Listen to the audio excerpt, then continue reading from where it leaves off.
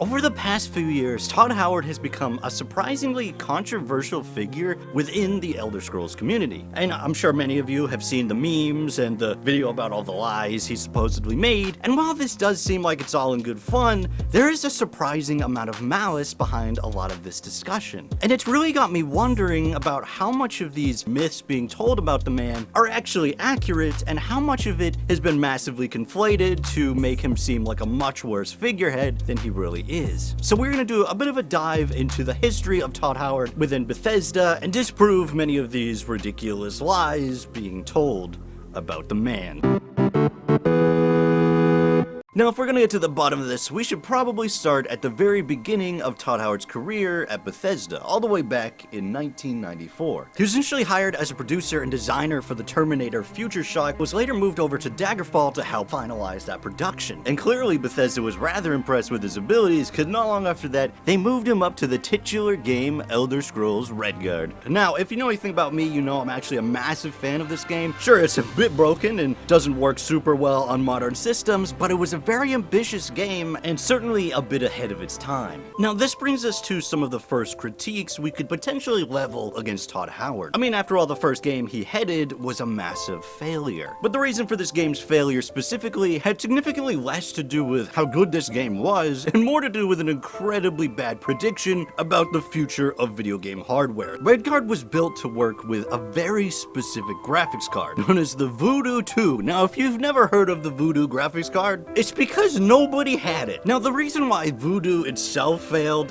is a lot less complicated. Mostly they just made some bad deals and went bankrupt. And the real graphics card winner at the time ended up being Nvidia, which your computer probably uses today. Which means Bethesda had made probably the worst hardware decision they could have made. And this problem still affects the game today. As a matter of fact, if you try to run it on modern computers, no matter what you do, it just runs really, really poorly. But despite these issues, Redguard still did receive rather favorable reviews, and Bethesda clearly liked the work he did on the game because then he was put in charge of Elder Scrolls Morrowind, alongside Ken Rolston. Now, this is really where we start to get into some of the lies and myths that are told about this person, because there are some stories that have been moving around that really undermine the work that Todd Howard did on Elder Scrolls 3. I think one of the main ones you might have heard about is the report that Todd Howard was really more of a cheerleader than anything else. He could get you hyped up for the game, he could get you ready to work, but his ideas might not have been very good. And while the first half of that is certainly true, he is definitely a hype man, and the idea of that being a bad thing is kind of bizarre. I mean, having a boss who can actually make you excited about what you're doing is certainly a rare and valuable thing. But this myth that his ideas are all terrible is something that was massively disproven years ago when Pete Hines was talking about the production of Morrowind. Specifically, Pete said of Howard and Rolston that Rolston was this older wizened guy who'd been making games forever, and then Todd, who really had visions for how he wanted to push and evolve video games to be kind of more than they were. Additionally, Rolston's primary focus was on the story itself, and Todd Howard was managing all of the gameplay aspects. And while there certainly are a lot more individuals who go into the process of making a video game, I really doubt that Morrowind would be the game that it is if it wasn't for Todd. After the success of Morrowind, Bethesda decided it needed to grow its department to be able to push the envelope even further, and Todd Howard was, in a sense, moved up the roster to executive producer for Oblivion. And with Oblivion's introduction, this brings us to the infamous Todd Howard lying memes and videos. And quite frankly, I do have to say, I'm not sure these people know what a lie is, because usually when somebody lies,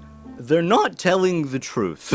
This right here is a perfect example of people who have absolutely no idea how video game development works, making generalized assumptions that don't actually have any basis in reality. One of them that I've seen is people suggesting that the Radiant AI was a massive lie being told by Todd Howard about Oblivion, and quite frankly, Radiant AI is in the game.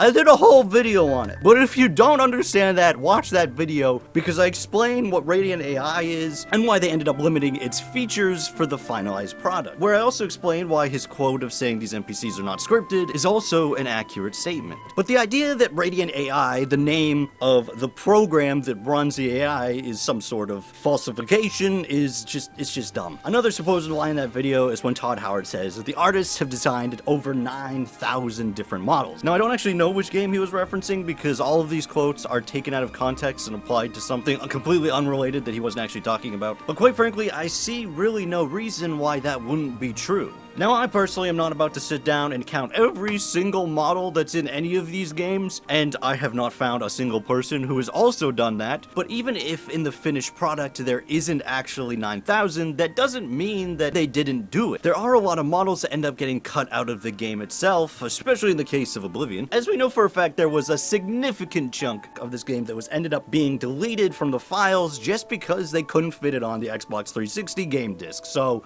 if you don't like that, blame Xbox, it's their fault for not having Blu-ray. I think probably the one piece of dialogue that could potentially be the closest to an actual lie is the idea that Fallout 3 has over 200 endings. Now, I've heard people say that he has actually backtracked on this and said that yes, that was a lie. I have not found any evidence anywhere that that actually happened. But considering the fact that at that point in time, Fallout 3 was still relatively early in development, they're still fleshing out the story itself, I think it's very possible that there was. Now, the actual game has 26/29 different possible endings. Now, as you know, that's significantly less than 200, but the idea that the game finished with significantly fewer endings doesn't mean that it wasn't true at the time. Saying something is a lie just because in the future they had to scrap a bunch of stuff because clearly it was way too ambitious doesn't suddenly counteract something that was said in the past that was still technically true. And that's really what this whole discussion around Todd Howard is about. It's somebody upset that something didn't happen and framing it in a way that makes it sound like they were betrayed. And while for many people all this memeing kind of started in good fun, it's really spun off into a vitriolic discussion around this person who is responsible for the games that we know and love. However, these things in itself isn't really what turned the community so vitriolic. What really happened is the past few failures Bethesda has pumped out. And I think this is a pretty important time to address the discussion around these games. For one, I should mention that Elder Scrolls Online and Elder Scrolls Legends have nothing to do with Todd Howard. However, Fallout 4 and Fallout 76 and Blades, of course, were games that were directed by Todd Howard. The question is, what happened here? Has Todd lost his touch, or was there something else going on? When it comes to Fallout 4, the decisions that had that game struggling have more to do with how Todd wanted to move forward with creating an RPG experience. As a matter of fact, Fallout 4 is much closer to an RPG than Skyrim or Oblivion, and yet people, in many ways, hate those changes to that game. And the reason why it's so bad really has to do with the structure that Bethesda creates their games. It's just not built for a role-playing experience. Which is to say, they have a very specific story in mind, and they don't really want to let you interfere too much into affecting that story. However, Fallout 76's failures, on the other hand, have less to do with Todd Howard making terrible decisions, and more to do with a game studio trying to do something that they're not really experienced in doing, with a piece of software that isn't designed to do any of this, with a time frame that didn't let them finish what they were making. Fallout 76 has come a long way. There's a lot of new additions such as NPCs and stories that should have been in there when the game launched, and I wouldn't be surprised if they were supposed to be. After all, it didn't really take them that long to suddenly turn around and say, yo, we built an entire world with NPCs doing shit in it. Most likely the problems of that game's launch has to do with the time frame. I know the general assumption is that Bethesda is raking in the dough and should have tons of money to pump out games with unbelievable budgets, but the reality is that unfortunately a lot of that money doesn't actually go to the studio or any of the people trying to make the game so they can make a game. Now, ZeniMax is, or I guess more accurately was, a privately traded company, which means that unlike EA, where every single piece of the profits goes to some bozo shareholder, it is still up to ZeniMax as the producer to decide how much Bethesda Game Studios is going to get for a budget and when that game needs to come out so that way they don't go over that budget. However, things might be a little bit different with Starfield and Elder Scrolls 6 now that Microsoft owns the company.